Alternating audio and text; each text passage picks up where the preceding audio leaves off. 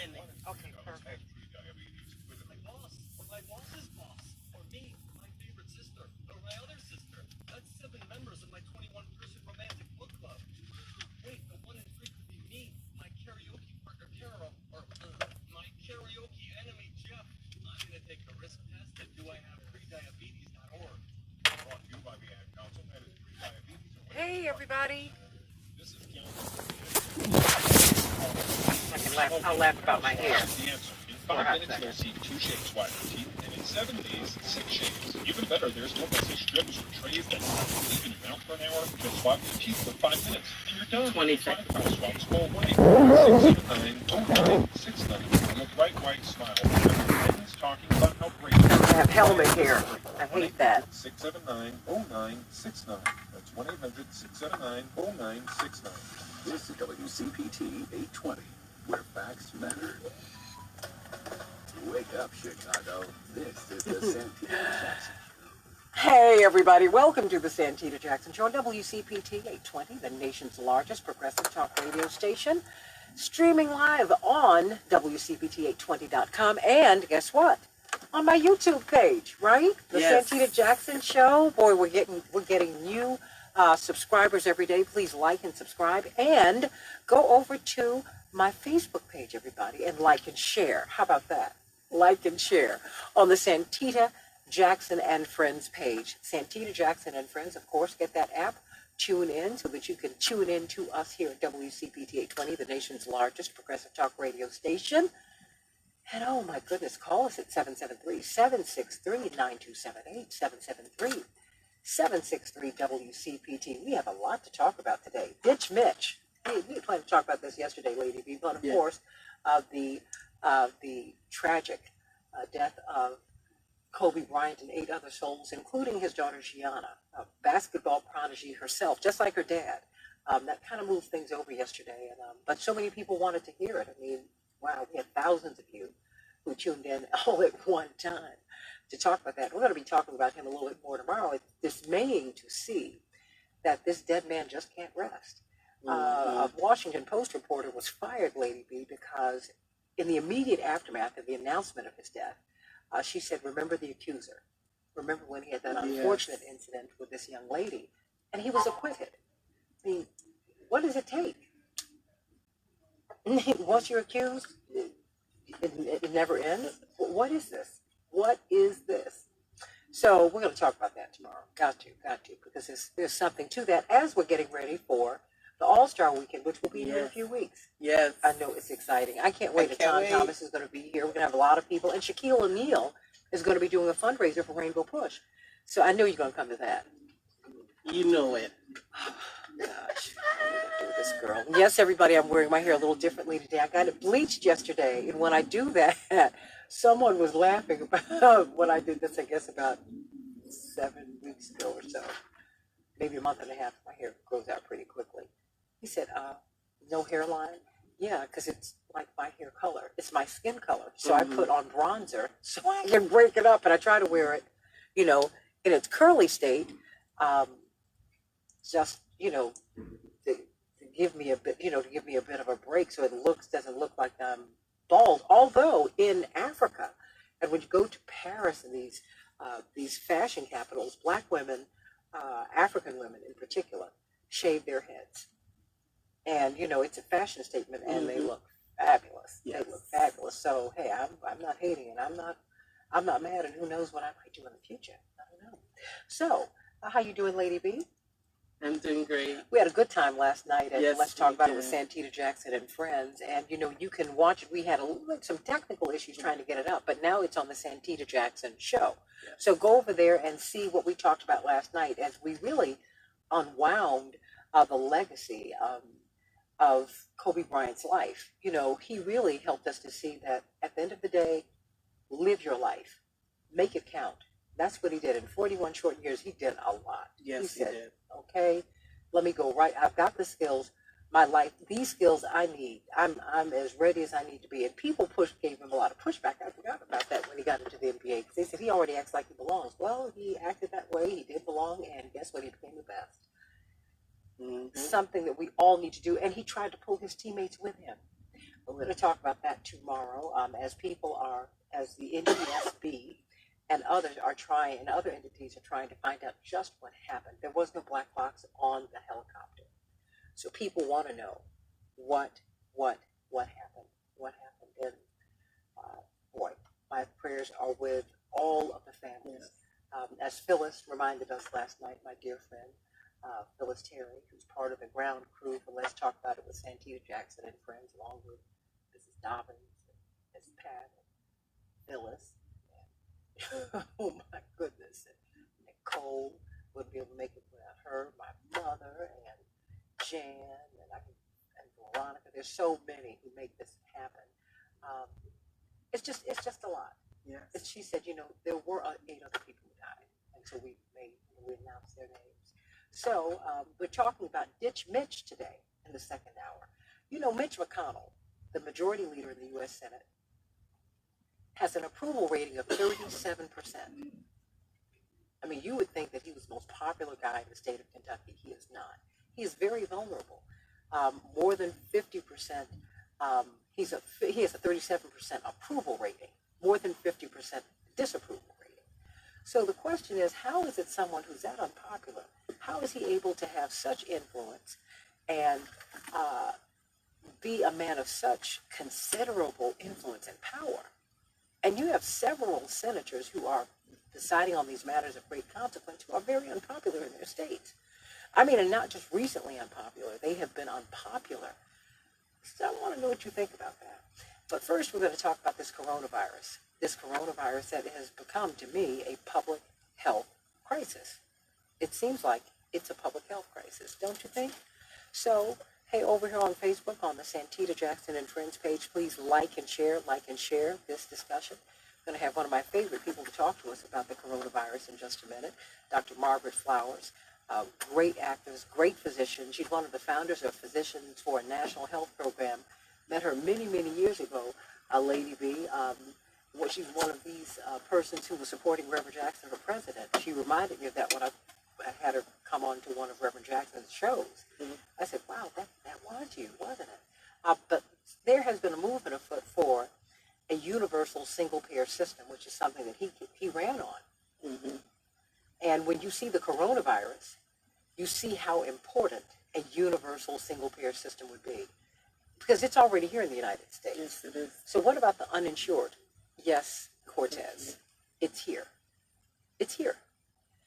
The epicenter is in a city called Wuhan, China, named Wuhan, China.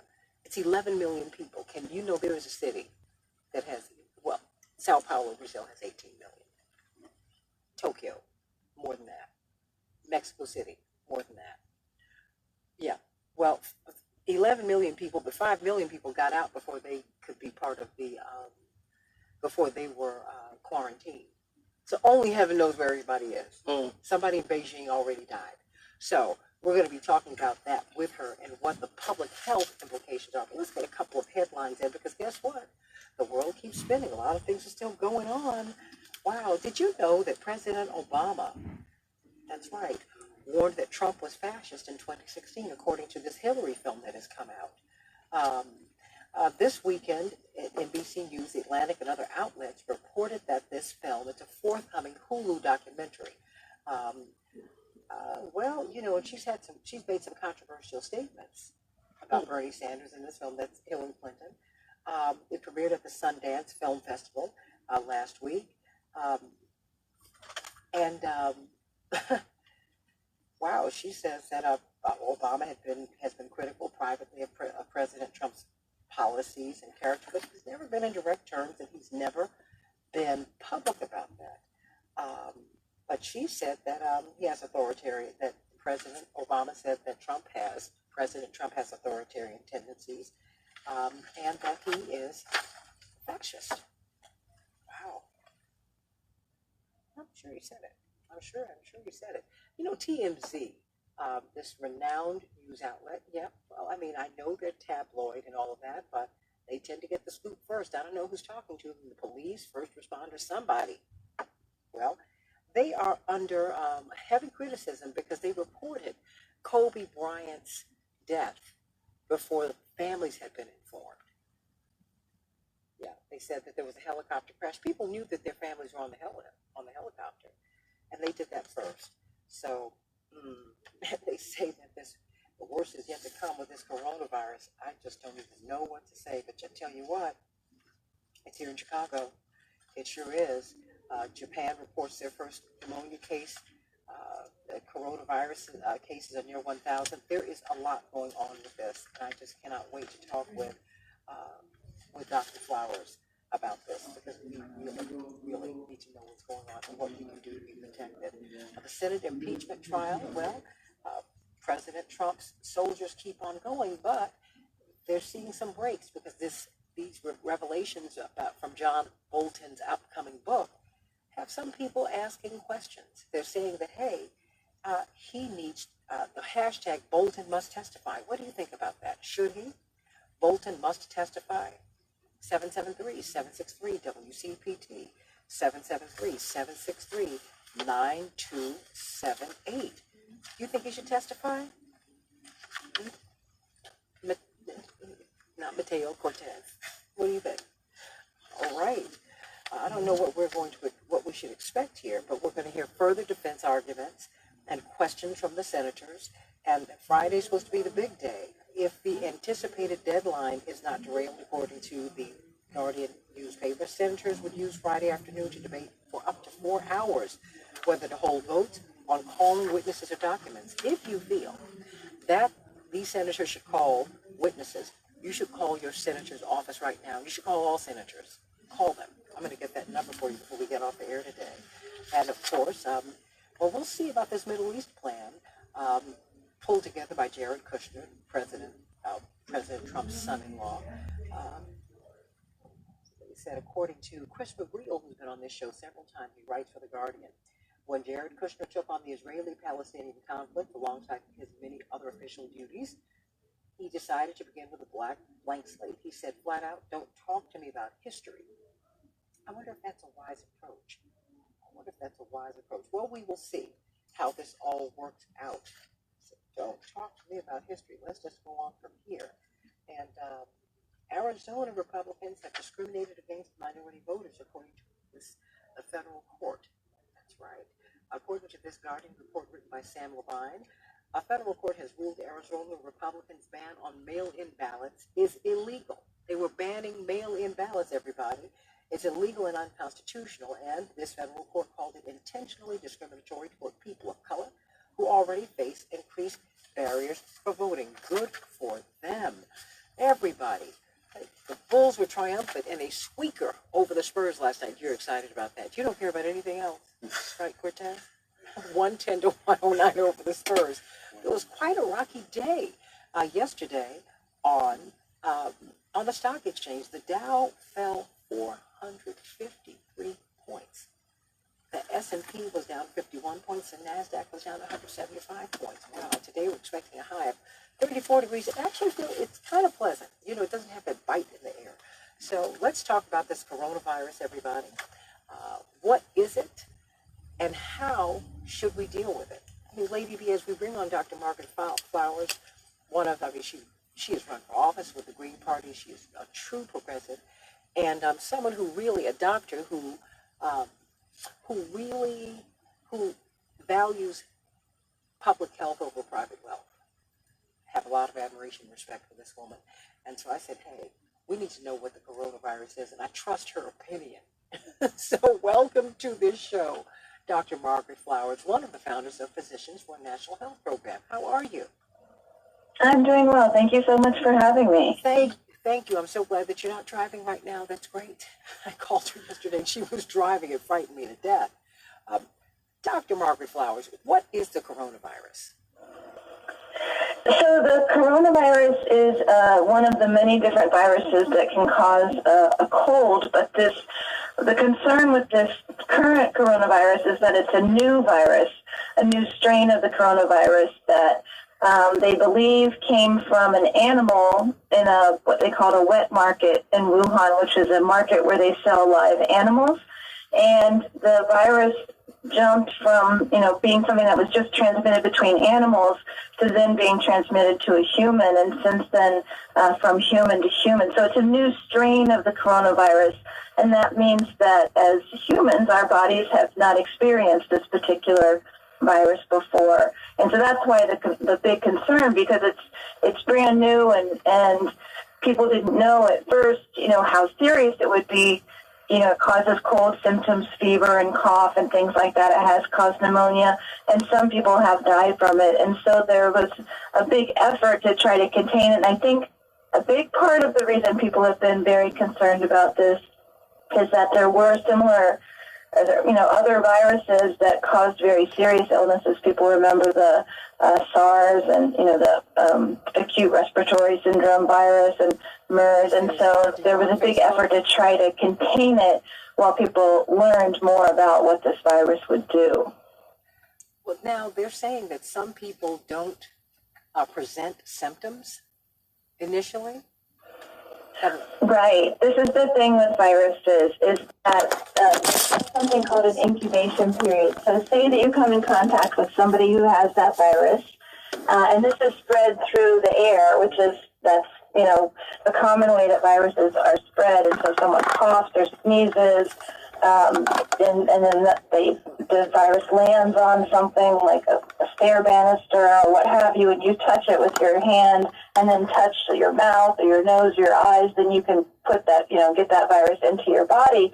But you don't get the symptoms right away. And this particular virus you can be infected with it for up to 2 weeks before you actually start to show the symptoms. And so you may be spreading the virus, just in our normal kind of activity without knowing that you have it. And that's why, it makes it difficult. The viruses are most infectious right before you start to have symptoms, right in the early phases. What should we do if we think that we've got a virus now? Because everybody's frightened about this virus. It might not be corona, and it just might be. Exactly, and that's the thing, is that, the colds and flus and things like that are caused by viruses. They're very common, and most viruses, are something that we contract. You get a cold or whatever, and you get through it. You take care of yourself, you drink lots of fluids and rest, and, treat the symptoms, and you can get through it. So it's good, it's important for people not to panic too much. But if you think you've been in contact with someone who's had it, or in a situation where you might have come in contact, say that you've been traveling or around someone who's traveling, and then you start to get, cough and cold symptoms or a fever, I think the best thing is to contact your doctor. Definitely, it's important for all of us, especially in the wintertime when we're indoors a lot, to practice really good hygiene. If you cough or sneeze, try to cover your mouth when you do that. Wash your hands frequently. If you're, touching surfaces, don't touch your eyes or put your fingers in your mouth, or certainly not in your nose, so that, you're not putting the virus into your own body. But, contact your doctor, and you can be screened for it. They do have a test for it. But to put this kind of in perspective, and the Centers for Disease Control has been making this point. The flu is a very deadly virus. So if we had the same level of concern about the flu, it would be a much bigger concern, because, hundreds of thousands of people die every year in the world, and millions of people get the flu. But the coronavirus, so far, thousands of people have gotten it. But there have been a few deaths, but certainly not as many as we see compared to the flu. And people who are more vulnerable to death are, typically for a virus, are those who are very young, children, infants, or very old, or people who have illnesses and their bodies are already kind of weakened. Everybody, we're talking with Dr. Margaret Flowers from the Physicians for National Health Program about the coronavirus. Are you concerned about it? When we come back, I want to ask you, Dr. Flowers, is this now a public health crisis? Now, mind you, there are more than 1 billion people in China, but they're growing, and they are rapidly becoming an affluent population who are able to travel, and they are traveling. And we're watching this virus spread all around the world. What do you think about that, everybody? Is this a public health crisis? Are you concerned about it, or if you say, I don't know, I don't care? everybody's got the flu, everybody's going to get something. Are you more concerned about this than the flu? Is this a public health crisis? Should we be concerned that Southwest put someone off the plane a few days ago because they said, you look like you're sneezing and not well and get out? You know, when these things happen, that's how we feel. Even though someone could be sitting next to you, they might not have a temperature or anything, and they're carrying the virus. They get sick after they get off the plane. So let's talk about that. And what does this mean in this presidential season as we're debating health care? What about people who don't go to the doctor? I mean, you tend to have a personal relationship with your doctor if you pay for it. Right? That's the way it works. So what about this? Is this a public health crisis? Yes or no? Call me at 773-763-WCPT. Is the coronavirus a public health crisis? Yes or no? 763-WCPT. And in the next hour, we're going to be talking about Mitch O'Connell, Bitch Mitch. He's underwater, everybody. Wow. More than Santita Jackson from WCPT back in a minute.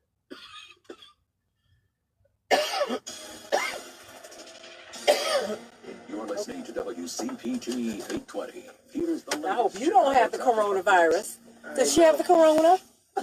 Kennedy Expressway outbound is down Anybody can now have it. before coming that's the to thing. 190. There's a multi-vehicle collision there. We're looking at about 26 minutes from downtown Chicago here.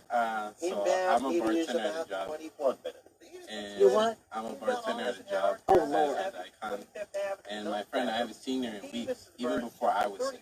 So that was like December, like 14th was the last time I seen her. And I asked her, like, are you okay? Like, how you been? Because it's been like a month, a complete month. So she was like, oh, I had a friend that came back from China. I came out to visit. And now she's saying she's randomly sick and all that stuff. That's what's scaring me right now. Don't do that. Right? Theory of DNA activation is And that although we have like 12 she's strands of randomly DNA, getting only sick. two I strands told her of that she had those scrap throat, activate but those other 10 she said no. to She said she feels fine, consciousness, but also she randomly to coughs, prevent you from getting she randomly sick. sneezes, DNA activation is and she being randomly driven loses her in voice. activated persons and their But you inner know, sight let me share this with you. Multi-dimensional self. There are a lot of viruses out here. And while we're looking at this one, as she just made the point, This human resources people die professional from is the flu. crushing it. Yes. Thanks to Chronos. From And pneumonia. this is Yeah. his hype. So while we're looking at that, while that's important, my concern is really are the public health implications.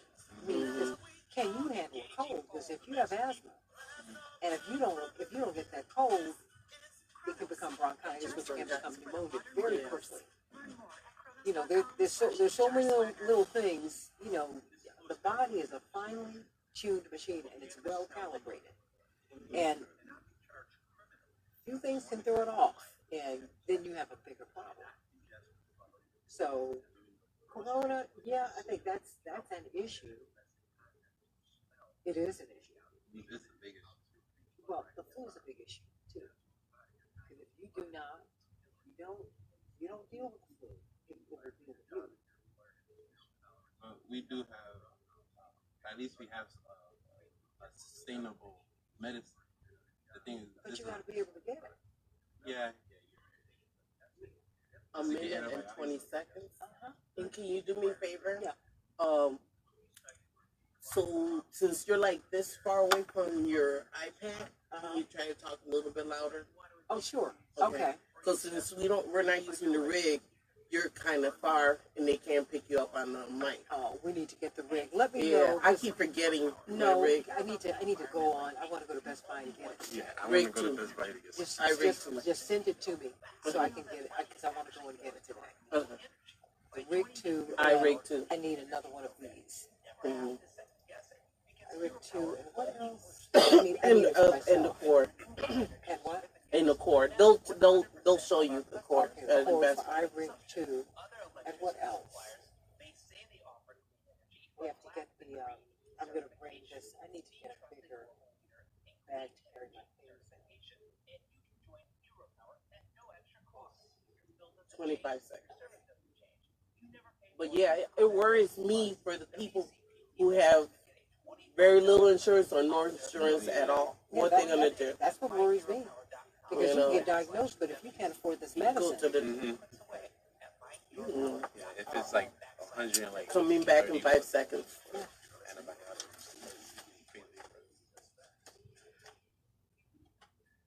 Hey everybody, welcome back to the Santita Jackson Show, WCPT 820, the nation's largest progressive talk radio station. Please call me at 773-763-WCPT, 773-763-9278. We're talking with Dr. Margaret Flowers of the Physicians for a National Health Program about the coronavirus. Is it a public health crisis? We're seeing more and more people who are getting it every day, and people are dying from it. They're dying. And so it's in the United States, and now more than 20 airports around the country, around the United States, are screening people. Southwest Airlines put someone off of a flight because they were sneezing, and they said it could be the coronavirus. So what do you think about that? Are we over worrying, and certainly we're underprepared, because Dr. Margaret Flowers, and everyone, please like and share on Facebook on the Santita Jackson and Friends page, and like and subscribe, if you will, on the Santita Jackson Show on YouTube. Like and subscribe on YouTube on the Santita Jackson Show, and like and share on Santita Jackson and Friends. Dr. Margaret Flowers, we were just talking during the break, and you can get diagnosed. You can go to the county hospital, any county hospital, and get diagnosed. But what's next? What about those people who don't have money, who are uninsured, who are underinsured, or who might not be able to afford this medicine? Or you have brand medicines, and then you have generic medicine. You see what I mean, Dr. Flowers? There's just no equality in the system. Yes, and that's an excellent point, and it's one of the reasons why we advocate for a national improved Medicare for all healthcare system where everybody would be covered, because when we have a system like we have in the United States, where you have to make a financial decision about going to the doctor, and millions of people don't have access to health insurance, they don't have it, and millions more, tens of millions more, have health insurance, but they can't afford to use it because they have to pay up front before that insurance kicks in. It means that people often don't go to the doctor when they think they're getting sick because they want to wait. They're just like, well, maybe I'll get better, maybe it's not that serious. And so it makes it very hard for us to catch when there's an outbreak of something, and it makes it more likely for it to spread. I think another big concern is the fact that in the United States we don't have paid sick leave for a lot of people, and so people are forced to go to work even when they know they have a fever or cough and cold symptoms and could be contagious because they can't get the time off. They might lose their job if they take sick leave. So this is a reason why we should all be concerned about not having a real universal healthcare system. Also, the way that our system is set up, information is not shared easily. People have different private insurances, and they can't share that information. Oftentimes they won't share it, and so it makes it hard for, we don't have an overall system that's kind of monitoring the health trends around the country and being able to, notice right away when something unusual or concerning is happening. So given that, what do you think? Do you think that this could be, or could give way to a conversation about health care in 2020, because we have an active crisis? It's a world in which we really functionally have no borders.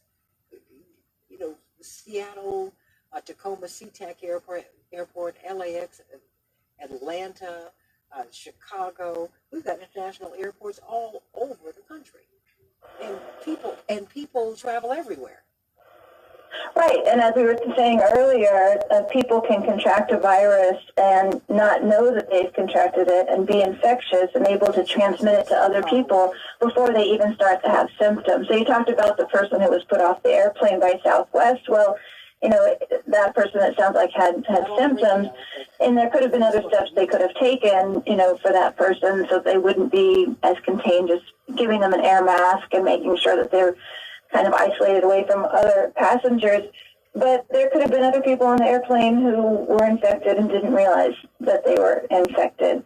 So I hope that this does stimulate a conversation about healthcare. I think that it's a number one concern of voters, and I think this is actually one of the first presidential seasons that I've seen in quite a while where healthcare was actually a major topic of discussion. And before they would really keep it out of the discussion during the debates, they wouldn't allow or bring up the concept of a national improved Medicare for all or a universal healthcare system. So it is exciting to see it as part of the debate, and I think it's really important for folks to be looking at what the different candidates are talking about. And Physicians for National Health Program offers good information on different types of programs and evaluates them and compares them so people can see what the candidates are actually talking about. What should we do now? I mean, if you could, because I have people who listen to the Santita Jackson show on WCPT, and people of various backgrounds and income levels. If someone is underinsured, or if they're underinsured, or if their insurance, because even when you have insurance, Dr. Flowers, it just doesn't cover enough. And you will be surprised, even when you think you've got a really solid, high-end health insurance plan, that you can't get named drugs. You have to get generic drugs. Right. Well, most people who have private insurance, they have to pay, hundreds or thousands of dollars out of pocket first before that insurance kicks in. So even, as you said, people with health insurance, often struggle to get the health care that they need. I think it's important for people not to panic. The Centers for Disease Control in the United States has not said that this is a crisis yet. They've reminded us that it's flu season, and the flu, is a deadly and concerning virus. And so this time of year, it's just really important for people to take precautions. If in our daily lives, we should practice good hygiene. Wash your hands frequently. Certainly wash your hands before you eat. Try not to cough or sneeze on other people. If you start to come down with some symptoms or have a fever, be very careful if you're around infants or young children or elderly or people who have chronic diseases. Maybe they have diabetes or respiratory problems. Make sure that you're doing what you can not to transmit your germs to them. So washing your hands frequently again. You can put a mask on, that's fine. You can buy a mask at the drugstore for not that much money and wear that if you think that you're starting to come down with something so that you don't transmit it to other people.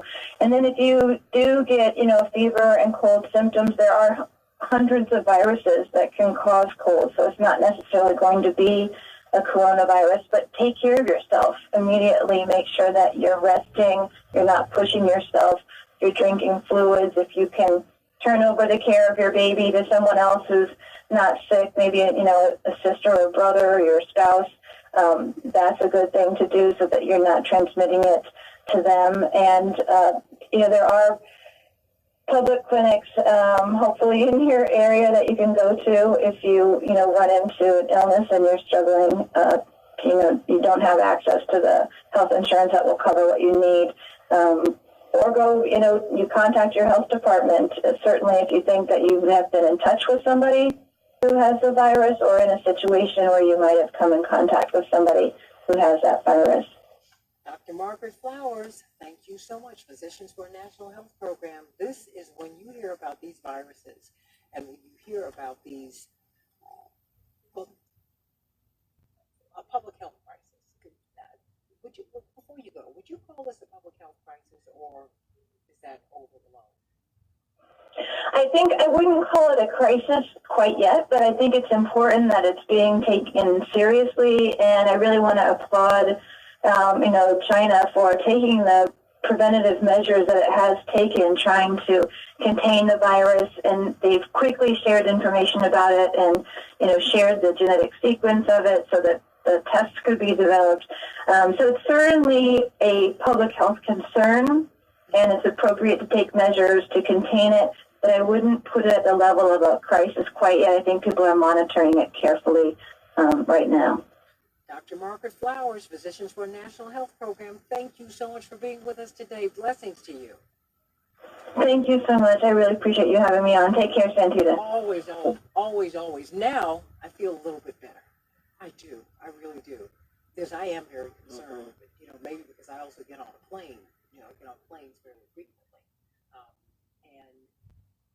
And Cortez was just telling me that he worked with someone who had a friend visiting from China who just got sick. And so, you don't want to demonize people either, because that's the thing.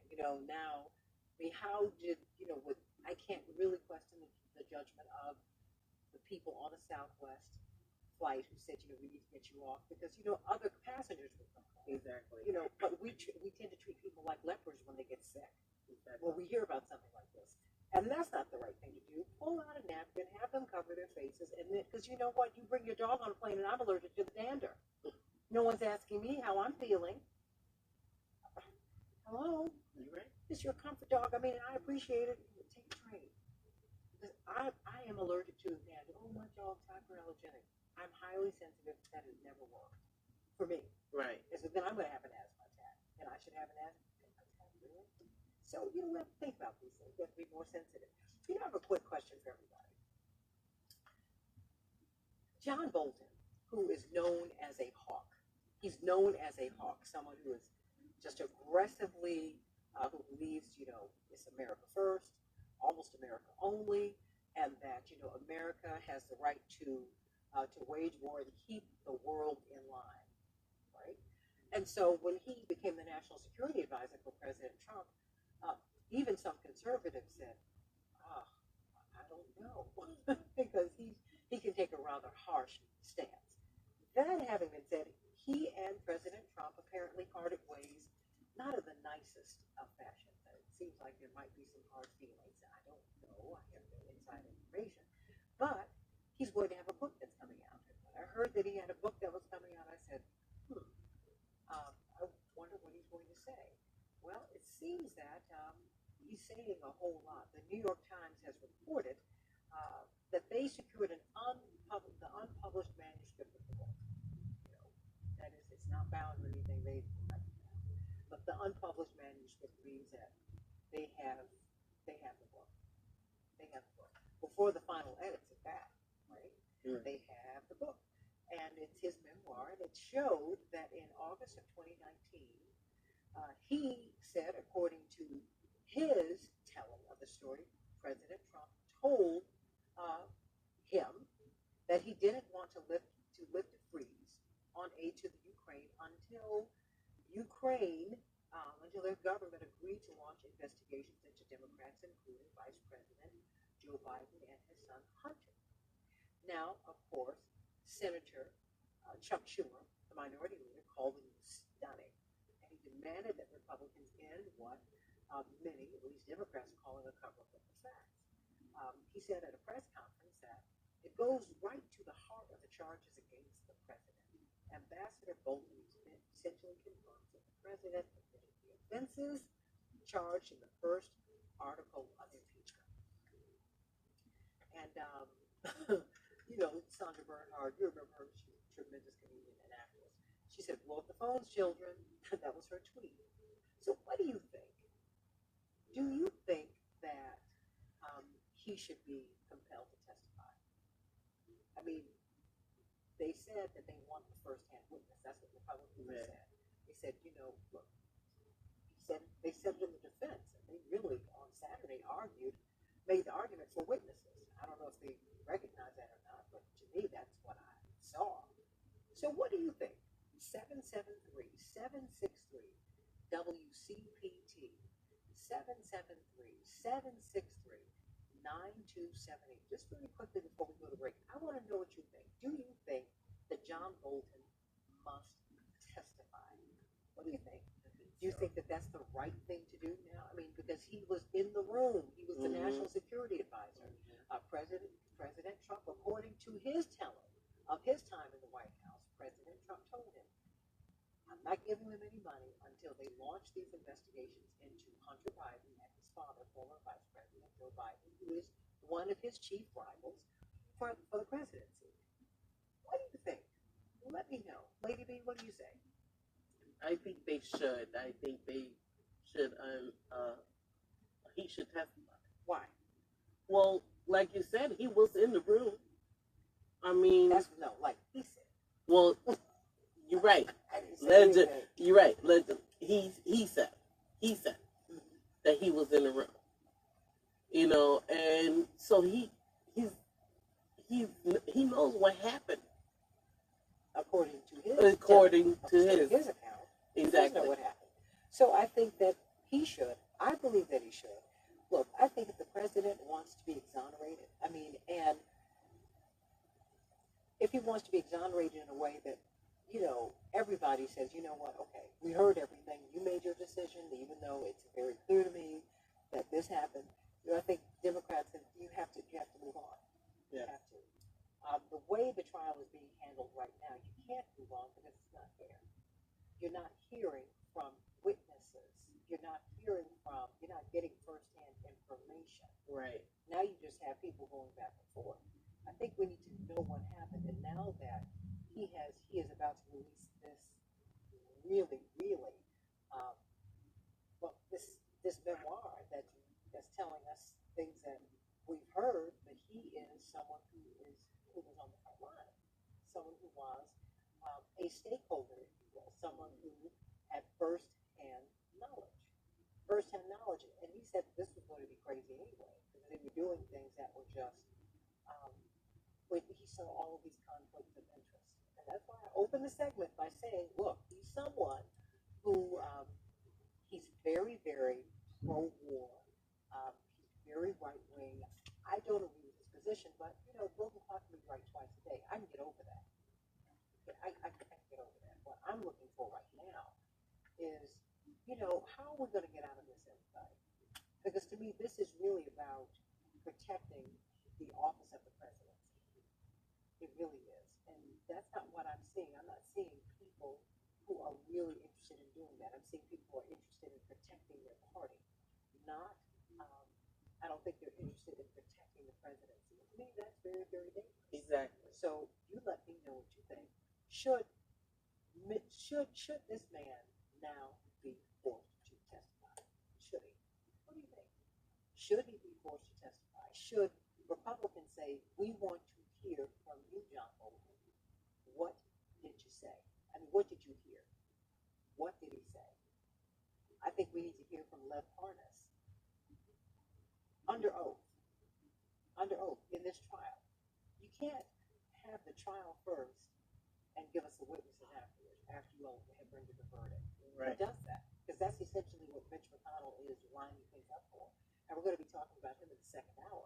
Mitch, did you know that this man who is so enormously influential and powerful, that he has abysmally low polling numbers in his state? Let me go to Brad from Elk Grove. Brad, how you doing? I think with regard to wanting Bolton's testimony, it's really quite simple. Every person in the impeachment inquiry in the House that testified about John Bolton, they completely attested to his ethicality and, shall we say, diplomatic morality, for lack of a better term. I don't like that he's, my nickname for Bolton is Bombs Away Bolton or Bomb on Bolton, but he's completely ethical in terms of the process. Like when he said call the lawyers or something like that, he really didn't want to get hugely involved, but now that he's, I would trust his testimony 100,000, 16,000 times more than Trump, who sold 16,000 lies and misrepresentations of the truth. So you believe that he should testify. What about Lev Parnas? If all of us, it's kind of like the whistleblower.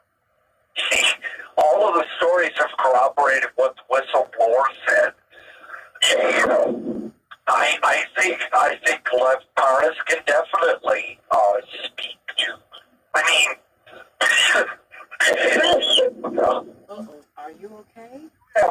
you have, yeah, fine.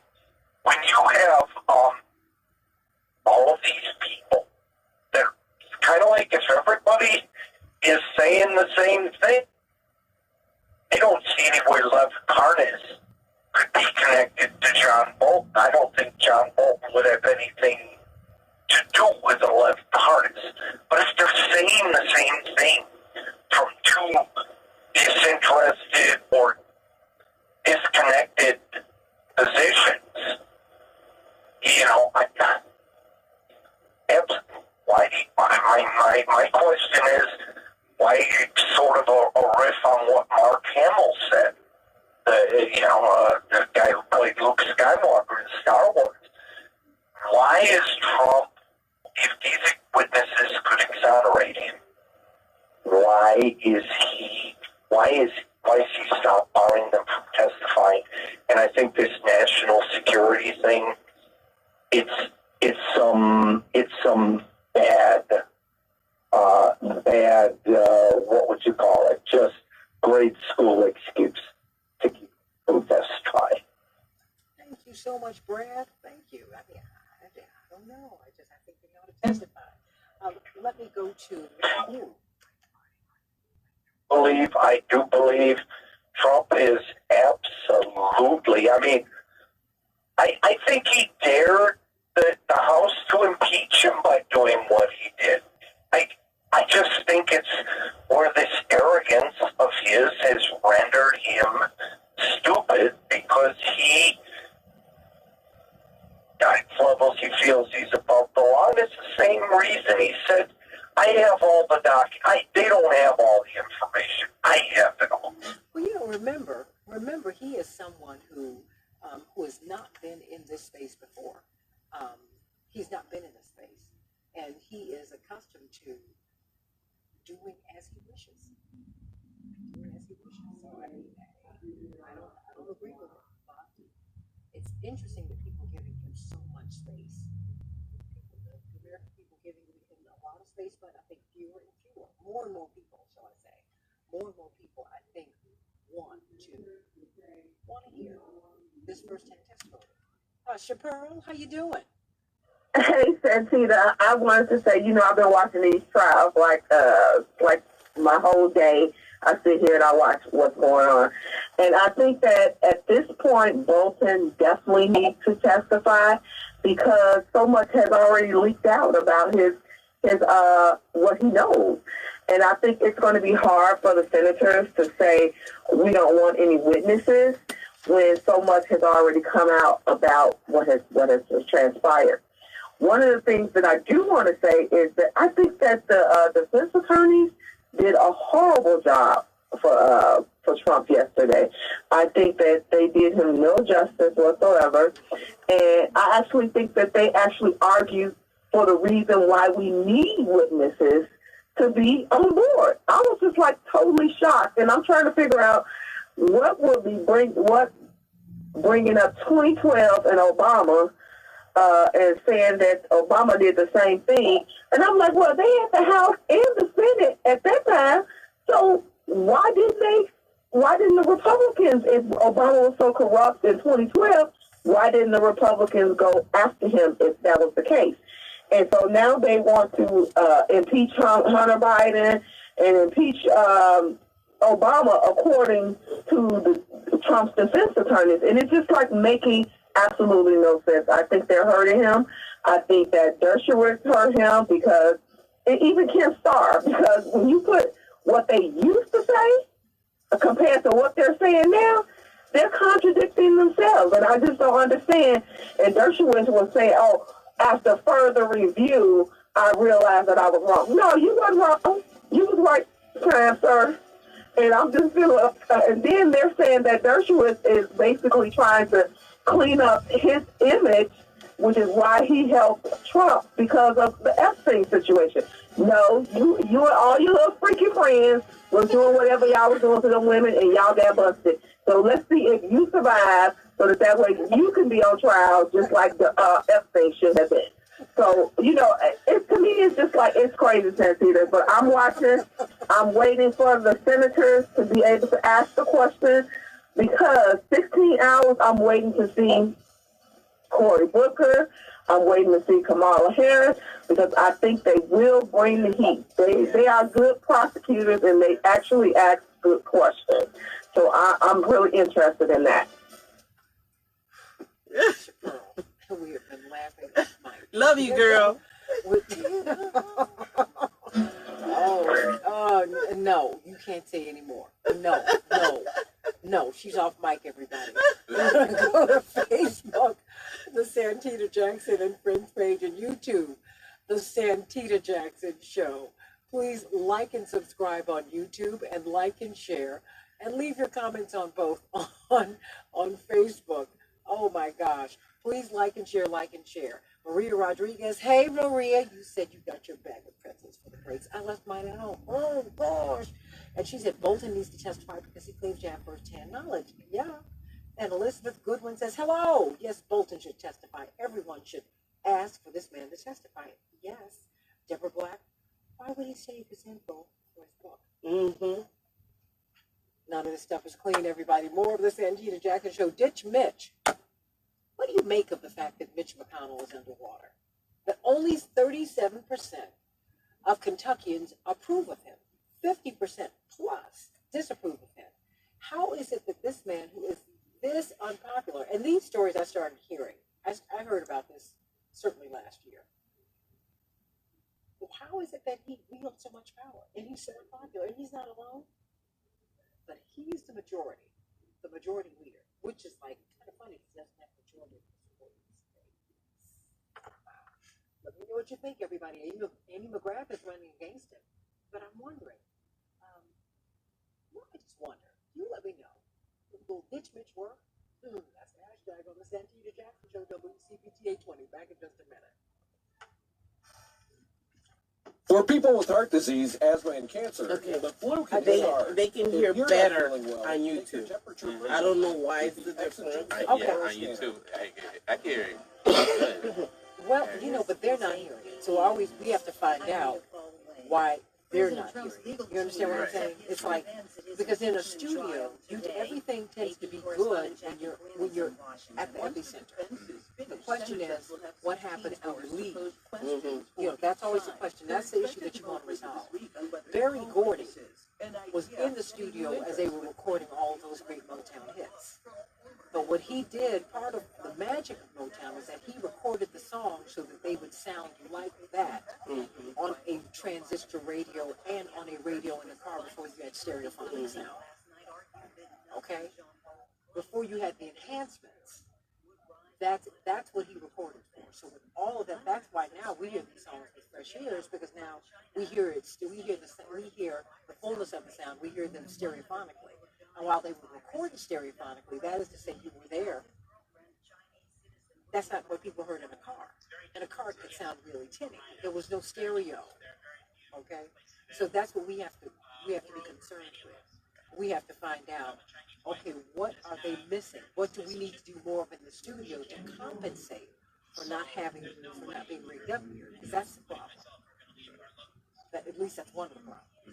Beyond the construction that they're doing here. Okay? So always remember that. It's like, don't say,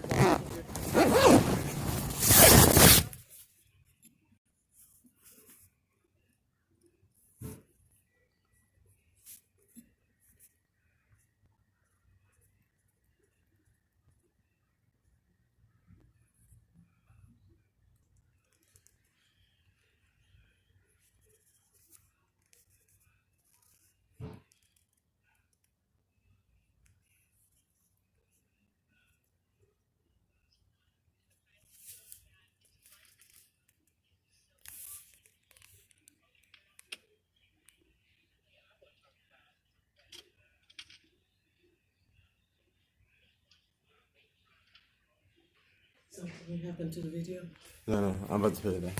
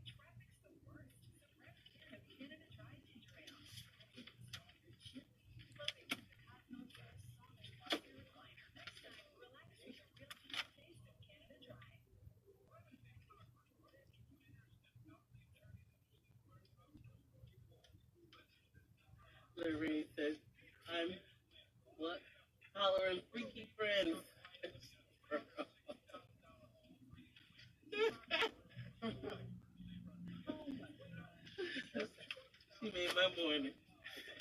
He made my morning.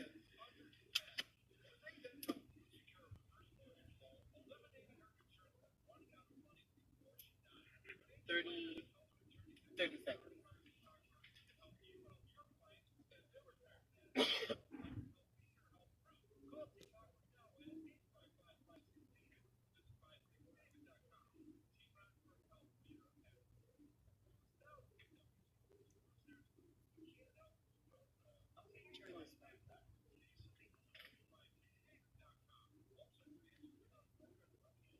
I've said.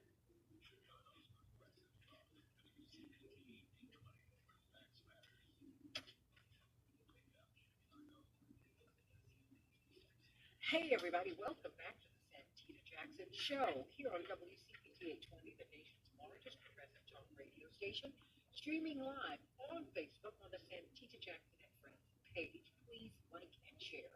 And on the Santita Jackson Show on YouTube. Please like and subscribe. Go to Auto with that. I was about to say Auto Tune. To my singer's mode. It's called TuneIn. It's a wonderful app. And then WCPT820.com. And we're having a great time with you over here. We've been talking about the coronavirus. We've talked about Mitch. We're talking about Mitch McConnell, Ditch Mitch. It's a real movement, everybody. Did you know that he has a 37% approval rating? This is not you. This is not you. How is it that a man has such low approval? And he's had a low approval rating for a minute. It's for a few years. And yet, he is someone who is shaping the impeachment trial for the President of the United States. This is the third time we have impeachment in the history of our country. This is someone who's very unpopular. If people did vote to hide, that's the question. If people voted, he might not get in. He's got a real challenger. So we're going to talk about that. And how is it that he's not alone? Lisa Murkowski, Susan Collins, you have a few senators who are more than the margin of, let's say, moving the impeachment forward. And if the people in their state who disapprove of them would call their offices, how might that reshape this impeachment trial? Think about it. Because you have the responsibility, you have the right and the responsibility to call your senator and let them know how you feel. And guess what? When you call your senator, when you call your U.S. representative or your state and local officials, every phone call they have calculated means X number of voters. So don't think that your call and that your email that they don't matter, because that's not true. They have made a calculation. When you get these calls, that's what I learned when I worked for Gus Babbage in Washington, D.C. I interned for him. And I worked for him. And he said, all these phone calls are forwarded here. At that time, it was X number of voters. He said, no, this is a mathematical calculation. No. So when you're flooded with phone calls, they say, oh, I've got a problem. And you can change the mood. Think about it. You've got a lot to talk about. And Dr. Martin Flowers said, don't worry that much about the coronavirus. Yes. Is it a public health crisis? No. It's a public health concern. That's what it means. That's why I get someone who knows these things. And you said, of course, the contours of all of this would be reshaped if we had universal single payer, if everybody could get the help that they needed. Because I've had to argue sometimes about not getting generic vaccine. I don't like generic vaccine. I don't. I don't think it works as well. I don't. Except they're just coming with placebos. I don't like it. So I need this. And even with good insurance, you got to have a fight about it. Boy, while the impeachment is going on, let's get some of these headlines we talk about. Mitch McConnell, everybody. What's going to happen next with this impeachment? What do you want to happen? What should we now have built in at 5? That's what we just asked in the last half hour. Everybody who sent your tweets and your messages on Facebook, yes, you should testify. Of course, we have to leave some of your girls' remarks. The death toll from the new coronavirus rises to 81 in the U.S. State Department has raised travel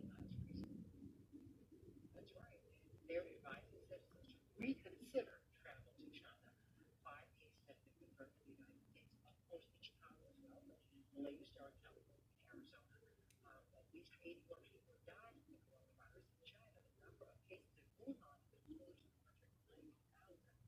That city of 11 million and 5 million got out. I mean,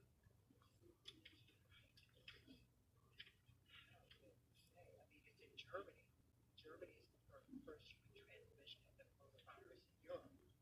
And now, Wuhan evacuation, the U.S. and Japan are asking their citizens, they're asking us to get out of there. Oh boy, police have been scolded. They've been scolding TMZ. Because, you know, when we first heard that they were the first, they actually wrote these Kobe Bryant had been killed in the helicopter crash. This was before the police called the kin of those who were aboard. First, they had to confirm this aboard. Because you remember, we heard that his whole family, Kobe Bryant's whole family perished in the crash. You heard Rick Fox, you heard all of these things that were not true. What was true was that his daughter Shiana, who was a basketball prodigy, she passed on with 2 other teammates. God bless them. God bless them. This is been a tough. And what's so interesting is that now investigators are on the scene. They want to know what happened. There was no black box on the helicopter. So I wonder how they will work that out. But, you know, our NTSB is the finest in the world. So I'm sure we'll find out something very soon. And, you know, just one letter of those who have been arrested. The Post is suspended their own reporter, not fired, but suspended Felicia Sunman, I believe that's her name, following her social media activity over the death of NBA great icon Kobe Bryant. What she did was she wants us to revisit the trial, the rape trial. That's right. And this was after he was exonerated. We can talk about that tomorrow, lady. I don't get it. I don't get it. Me neither. I get it, but I don't get it. Right. None of you guys get accused of anything after the trial. Our Bulls were triumphant over the Spurs last night. The 10 almost jumped out of the seat. 110-1 on it. Squeaked them out in the win. And the Dow was down 450 points yesterday. The NASDAQ was down 175. The S&P down 51. I wonder if they'll rebound today. Today we're expecting high 30 degrees here in Chicago. It's 27 degrees right now. And it's not a crisp 27. It's actually, you know, it feels like it's going to be, you know, really comfortable day. Still, stay warm, but everybody gets warm. It's so much time in Chicago. All right. So tell me, what about Ditch Pitch? Did you know? I want you all to call me and let me know. Did you know that Mitch McConnell had such abysmal or had such abysmally low approval rating in his state? I mean, when you see him, this is a man who is running the impeachment trial. Whenever you see him, you see someone who's one of the most powerful men in the United States. One of the most powerful Senate majority. And now there are people around whether he can win or whether he will win this seat again. This is something critical. This is the headline. Mitch McConnell's re-election will take major dismal polls. Asked this question: will Mitch McConnell get re-elected to the Senate? The Kentucky poll numbers are dismal. This was from Politics USA last week. Mitch McConnell has the same low approval rating of the GOP governor who just lost in Kentucky. That was from November of last year, just a couple of months ago. According to this news report, if Mitch McConnell thinks his Senate seat will be safe if he just ties himself tightly up around Donald Trump, the stunning upset in the Kentucky governor's race should give him second thoughts. Incumbent Governor Matt Bevin tried to nationalize the race by making it all about Trump, even bringing in the president for an election rally. And not only did it not work, but he managed to lose a state that the president carried by 30 points. In the same way McConnell like that is hoping that rallying his supporters who urged President Trump to save his job when he faced the case, faced all the case. think he has a chance? Should he have a chance? If people vote, he will have a chance. So, because Frank Watkins, no one knows more about politics on both the national level and international level than this man. And Robert Patel, Attorney Robert Patel, now civil rights lawyer and political writer. Welcome to the show, both of you. Good morning, Santita. Good morning. Thank you very much. Good morning. Okay, Frank Watkins, this topic, this segment is tailor-made for you. Mitch McConnell, bitch, 37% approval rating, 50% plus disapproval rating. Wow. What's going on? You know where I'm originally from, don't you? Please do tell. I'm from St. Louis, Missouri. I'm from the Show Me State. Now, I have a lot of hope that 37% will turn into a loss for Moscow Mitch, the Grim Reaper. But you're going to have to show me. Actually, what it reminds me of, or what it calls to mind, I don't know whether it will turn out this way. But you remember the Jesse Helms race against Harvey Gantt, where Jesse Helms was far behind, and he pulled out an ad known as the shaky white hand ad, where the white hand was about to get a job, and the black hand came in and took that job right away from that white hand. And Jesse Helms turned that race around and won the race. Now, that's what comes to mind when I think of Moscow Mitch. Although Kentucky is certainly a different state than North Carolina, there aren't as many black people in Kentucky as there were in North Carolina. So, but I never underestimate Mitch McConnell, and so I'm hopeful. I would love to see that happen. I think that would be, startling news, because not only is he, directing this charade of a trial called the trial of impeachment for Donald Trump, but he's the one that held up the nomination of Garland for the Supreme Court, unprecedented, when Scalia died, and held it for almost a year, held it open, hoping that Donald Trump or some Republican would win, and they would be able to appoint their conservative justice, which turned out to be true. But he's so hypocritical that when they ask him if someone died now, the court would wait until the election is over November the 3rd, and he almost, split himself in two laughing, saying, of course I would appoint somebody immediately. So he's just, he's a Machiavellian politician who, should be defeated, but whether the person running against him who ran before and couldn't actually say that she voted for Barack Obama in the presidential election. So, if you had a really go-get-em candidate against them, then I would have more hope. But I get the feeling she's still trying to chase the Reagan Democrats and so forth, as opposed to going after, young people and people of color and progressives and so forth. But I could be wrong. Robert Pacello, what do you say? Well, I call Mr. McConnell the Emperor for a reason, which is that if you're a Star Wars fan, you'll remember that Darth Darth Vader was the big villain, but the person actually pulling the strings in the background was the Emperor Palpatine. That's how Mitch McConnell has been for the last 20 years. He's been that figure in the background pulling the strings. The reason that Donald Trump had 180 open judicial seats was that because Mitch McConnell during the Obama administration refused to confirm President Obama's nominees to the lower courts, not simply to the Supreme Court.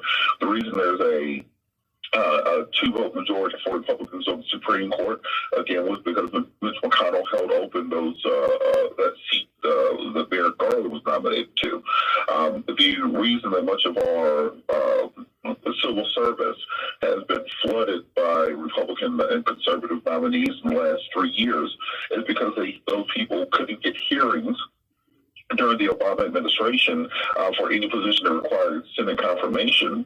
And for that reason, those seats were open when it was time for a Republican to take office. So he really has been that behind the scenes, not in the spotlight, not on television. He hasn't been Boehner or Cantor. He hasn't been Jim Jordan or Devin Nunes. He's simply been the voice in the background, not trying to run for president, not trying to become a national figure, because he understands that true power is in that seat in the Senate. And that is the difficulty with defeating someone like the Senate Majority Leader, because he's a butcher. He controls the bacon, which is being brought home. So for business owners, business leaders, for the state political establishment, for donors, they understand that having the Senate Majority Leader be from your state brings a windfall of federal contracting, federal monies, and often it's very difficult for an insurgent to beat them. Of course, it has happened before.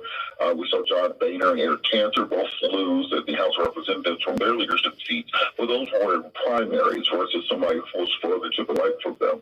So if Democrats do indeed want to take that seat from Mitch McConnell, they're going to have to donate, they're going to have to organize, and they're also going to have to make sure that the candidate they nominate is more than simply just not Mitch McConnell. What we've seen in Alabama, for example, where everybody was very excited over the election of Doug Jones, is he's been indistinguishable from the Republicans in many ways, even saying that he's not sure he would vote for witnesses in the impeachment, doesn't know if he would vote to remove President Trump.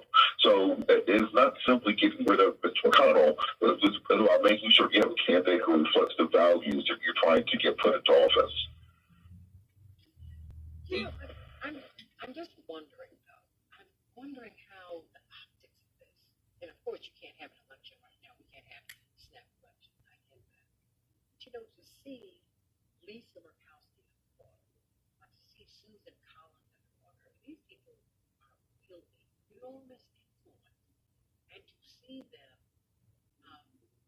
to have sustained unpopularity in their states. I mean, Mitch McConnell's numbers have been over 4 years, and yet he's there, and he's the one who's really running the impeachment trial, really on behalf of the president. I mean, that's just something about that just doesn't sit right. Well, that's the perception of, that's clearly the national perception. And to some degree, obviously, with his numbers at 37%, that's the perception of people in Kentucky. But, people like him have a way of surviving.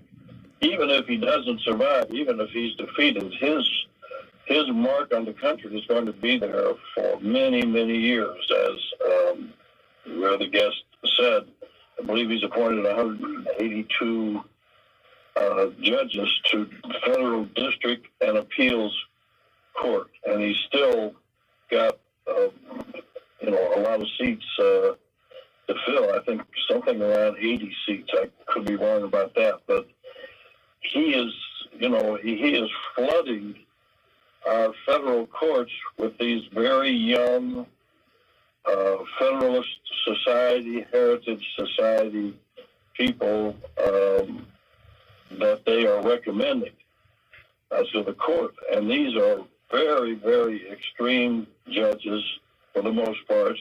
Some of them have been so extreme that even this body of Republicans have rejected them because of their and because of their racial views and some other extreme political views that they have held. But his legacy is going to be the appointment of these judges. So even if he's defeated, his mark is going to be on this country for a long, long time, unfortunately.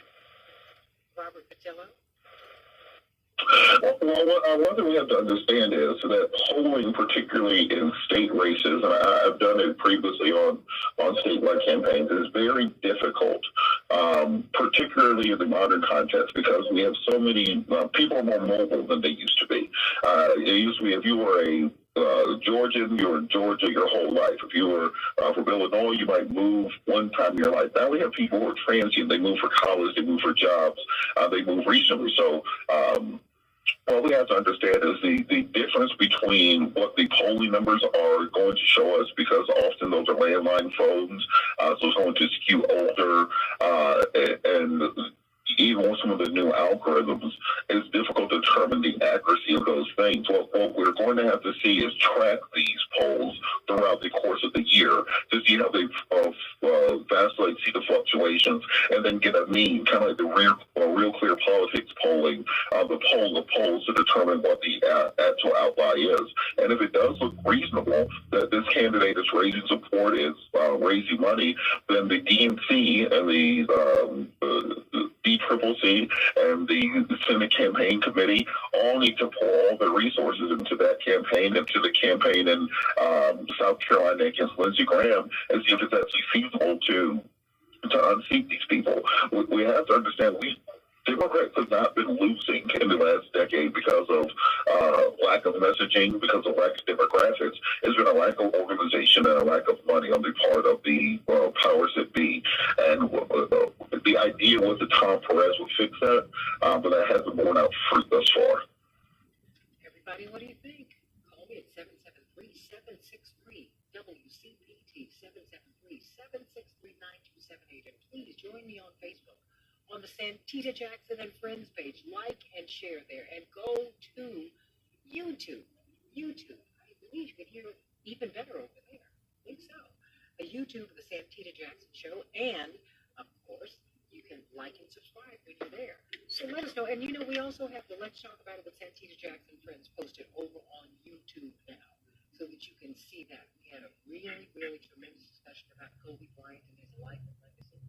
I think, there are a lot of wisdom to those of us walked away feeling inspired to live our lives as we can. How about that? Let's talk about politics in 2020. What do you make of when you see Mitch McConnell on television? Do you see someone who is very unpopular at home? No, you see someone who's very, very powerful. You don't know that people in Kentucky, many of them are not feeling him, but the powerful are. But you are more powerful than they because you have the vote. Oh, I've got to get Rodney Ellis. He is the commissioner of Harris County, which is about to, that includes Houston, which is about to overtake Chicago as the third largest city in the country. He said, you know what? Texas is a blue state, but it's a blue state that don't vote. We are a progressive nation that don't vote. But they're saying in 2020, we're going to have more voters than we've had since 1980. So, what about this? What do you think about this? What do you think about this ditch bitch campaign? Do you think that the Democrat who is running has a chance? Do you think she'll win? Let's talk about it. You're forgetting. Huh? WCPG. Here's the latest Chicago traffic update.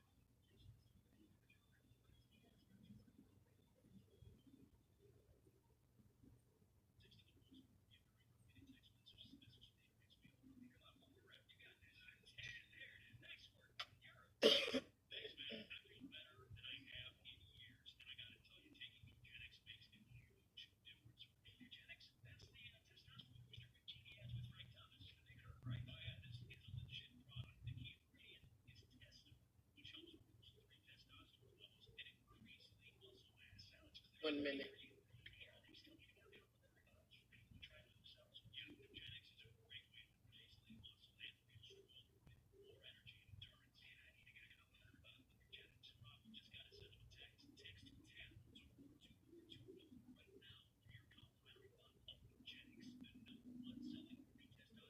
Yeah, they're not hearing you.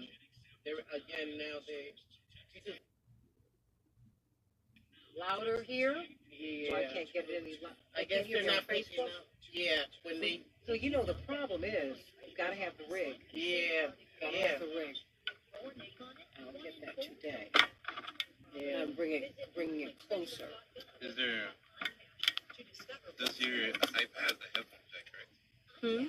Does your iPad has a headphones jack, right? Yes. Yeah, it does. Absolutely. If I could get you a mic and place it in there, I didn't bring my mic today. because you could do that. You could put your mic in and you could hear That's it. true. If you 5 seconds. Like Coming back. Like the mic I used yesterday, last night? Yes. Yeah. All right. Yeah. Yeah. Hey, everybody. Welcome back to the Santita Jackson Show on WCPT 820. WCPT 820, the nation's largest progressive talk radio station. We're streaming live on WCPT820.com and on the Santita Jackson and Friends page on Facebook. And we are also on this new Santita Jackson Show page on YouTube. On Facebook, like and share. On YouTube, please like and subscribe. And if you missed us last night on Let's Talk About It with Santita Jackson and Friends, go over to, of course it's posted on Facebook, but you can also see it on YouTube. You can see it on YouTube. We had an inspiring conversation about Kobe Bryant and what our takeaway about his life can, how it can help those of us who are those living who remain behind. All right. What do you make of Mitch McConnell? Do you think that his opponent, Amy McGrath, who, at least on paper, is a dream candidate? She's a woman, she's a veteran, she's someone who has enormous respect, and yet people are saying, the question is, in The Intercept, and they're always quite incendiary, Frank Watkins, noted political, really just a great political strategist. I don't know anyone who has a more brilliant political mind. He spoke with Reverend Jesse Jackson, among others.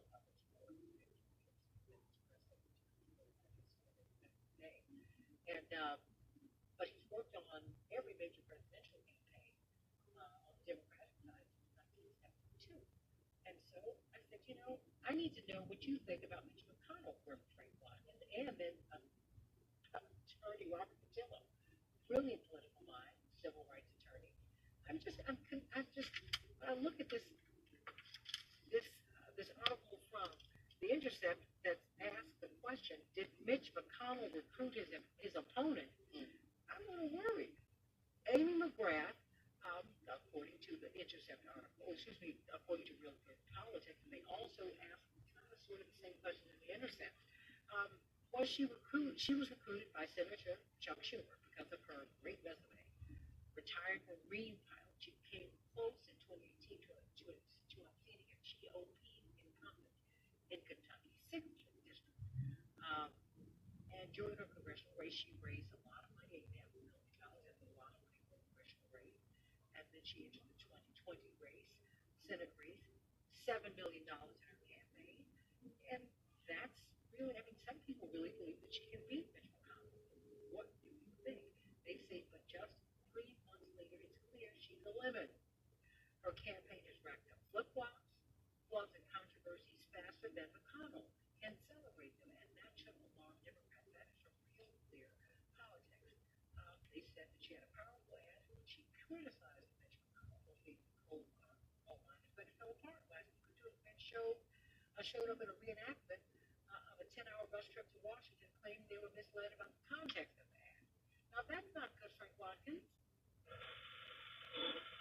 No, and that's what I'm talking about.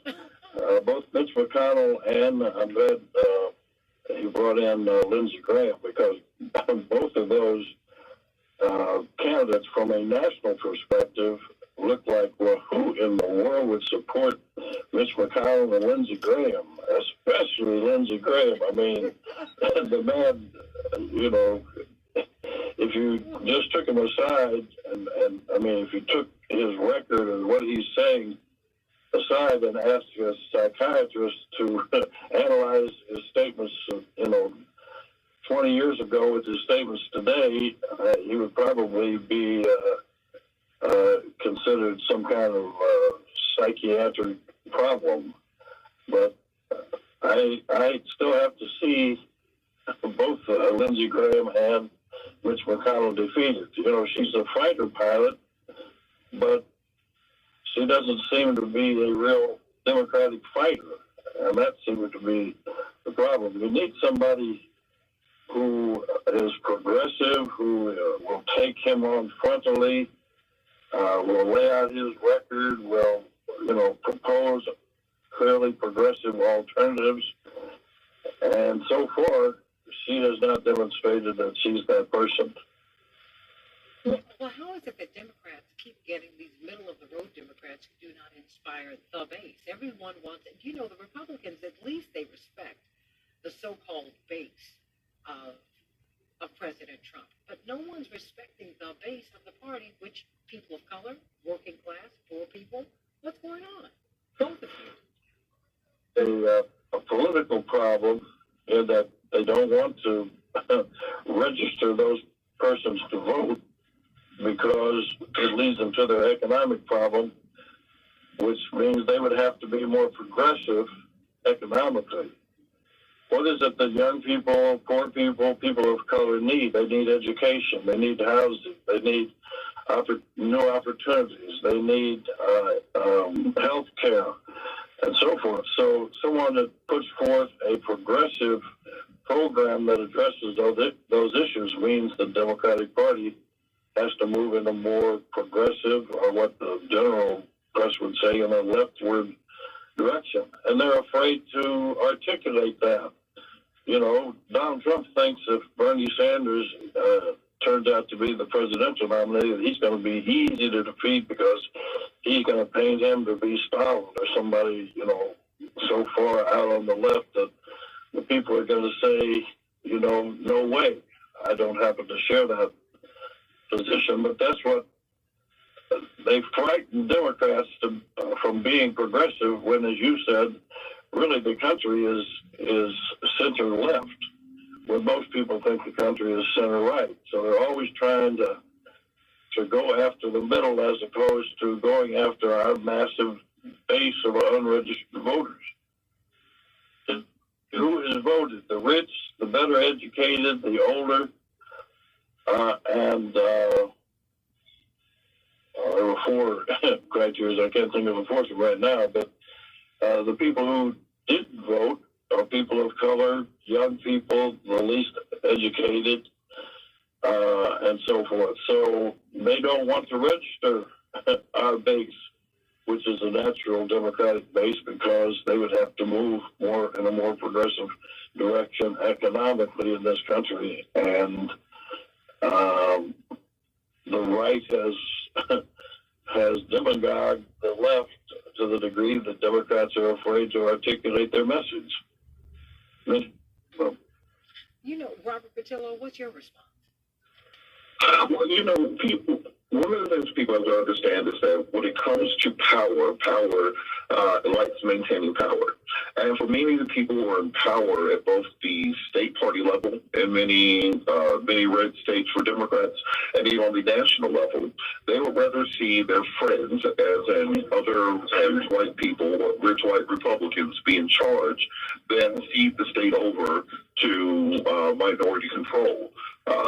So for that reason, their belief is that they don't want to register those hundreds of thousands of African Americans and Latinos and poor people to vote. They don't want to recruit and push a message which will get those people motivated into the polls, because that threatens their position. If they at the top of the party believe that they can work with somebody like a Mitch McConnell and still, even though be in the minority, but still get what's good for them and their ruling class, the oligarchical class, the party lines get very blurry at that point, because the economic lines become very stark. And that's the reason it becomes so difficult to get good, powerful candidates. One thing of the Democratic Party being such a diverse big tent party is that it's hard to wrangle in everybody in every different issue. Republicans are able to be homogenous for the most part. When we talk about the economy, tax cuts, conservative values, what you mean that we're not, and military spending, you're fine as a Republican. That's why you're seeing them in lockstep in the Senate, the way that you're seeing it, even no defections in the House, despite the evidence. And the Senate is fighting right now over whether or not 3 senators from the Republican side will vote for witnesses. So because they're so homogenous, they don't have to try to wrinkle in all these different factions and different interest groups. Democrats, on the other hand, have a big, diverse base, and it's hard to find a consensus candidate to make everyone happy. And so the people who finance campaigns, the people who make sure to get ballot access, the people who recruit campaigns, often go for the safest, whitest choice that won't upset the apple cart and won't affect their positioning within the political system. Let me go to Renee. Oh, yes, Frank. Santita, AOC Alexandria Ocasio-Cortez, she symbolizes both of the problems that I suggest the Democrats have. She defeated Joe Crowley. Well, who was Joe Crowley? He was a longtime member of Congress that was fourth in line of Democratic leadership and was being groomed and then kind of expected to be the next Speaker of the House when Nancy Pelosi decides to step aside. But she defeated him. Why? What kind of district was he the congressman over? It was a majority Hispanic district. Went out and registered, new voters, and she defeated, this giant in the Democratic Party. Now that she's there, what are her policies? They're very progressive. Why? Because that's what her constituency needs. And who's pushing against her? The establishment Democratic Party. They treat her as an enemy. But I think I've seen this before. Yeah. Yeah, I think you have, real close up. You know what? Let me go to Renee. I have seen this before. You know what? I'm tired of it. Because I've seen someone register millions. You tell the story. Well, of course, one of the centerpieces of Reverend Jackson's 2 presidential campaigns was everywhere he went, he registered unregistered voters. He talked about rocks just laying around. He talked about David slaying Goliath because he, picked up his rock and hit Goliath. And so voter registration was a central part of his campaign, and I could never figure out why. I couldn't figure out for a long time why Democrats didn't see that and just go on a massive voter registration campaign. It was because, like Alexandria Ocasio-Cortez, it was threatened white Democratic leadership in many places. So, but Reverend Jackson, of course, talked about bold leadership, new direction, and registering voters. That's at least the registered voters. I'm not sure he even focused on it, but it came kind of naturally under Barack Obama. Many African Americans and others, young people and so forth, did register and vote. But that's the formula. The Rainbow Coalition is the formula, the progressive politics that Reverend Jackson articulated. He was the first national candidate to advocate for a single-payer national health care plan. And a woman on the ticket. A woman on the ticket, and normalized relations with Cuba, and the end to apartheid in South Africa. A 2-state solution in the Middle East between the Palestinians and Israel. These were highly controversial issues in 1984 and 1988, which are, generally speaking, mainstream issues in 2020. Let me get Renee. Renee, what's on your mind today? Hi, good morning, and thanks for taking my call. I just want to say that we are the base of the Democratic Party because we hold them up. But when it comes to them and their treatment of us, they seem to let us down, and that might be because you can't serve two masters. You can't serve Wall Street, and you can't serve the military-industrial complex and serve us, because our needs are totally opposite. And that's all I want to say. And thank you for taking my call. That's my job now.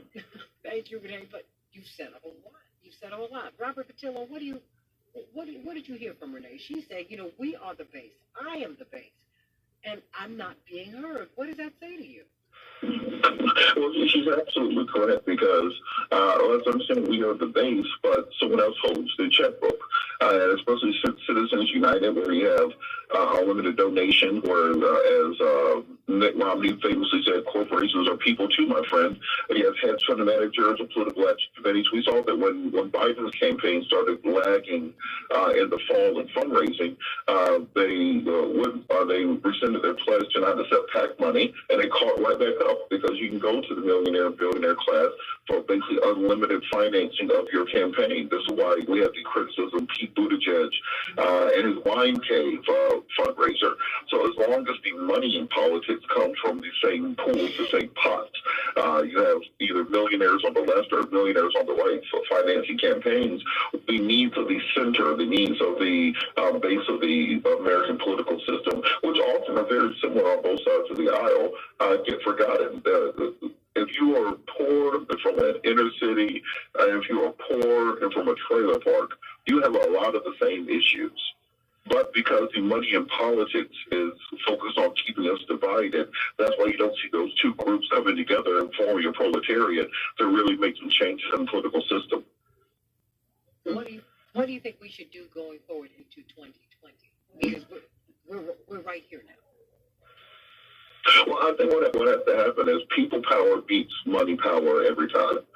Money eventually has to acquiesce to the will of the people. So we now have social media. We now have the democratization of information. We now have online voter registration. We can disseminate information within our own social networks. Kim Kardashian can send out a tweet that will reach more people than any political campaign ad will ever reach. So we have to organize people, and we have to get them motivated on local issues, not so much around party. I think we have to break free from the concept of party and on issues, because what we saw with the Bernie Revolution in 2016 was, even though the party wasn't behind him, he motivated people. So in 2020, the party has had to come towards his side. So we have to do the same thing with our issues going into this election cycle. Let me go to Roger from Maryland. Roger, what's on your mind? Santita, thank you so much for your show, and thanks for the wonderful WCPT. I just wanted to say very quickly that with your platform, I think you and others need to speak more about Trump's willingness to cut Social Security, Medicare, and Medicaid. These are issues that will truly affect poor and disadvantaged people. And I think we need to talk more about that. And if I might say something about Mitch McConnell and his Democratic opponent railroaded a gentleman who I believe could have done well against McConnell. His name is Matt Jones. He does a talk show in Kentucky, a sports talk show, and they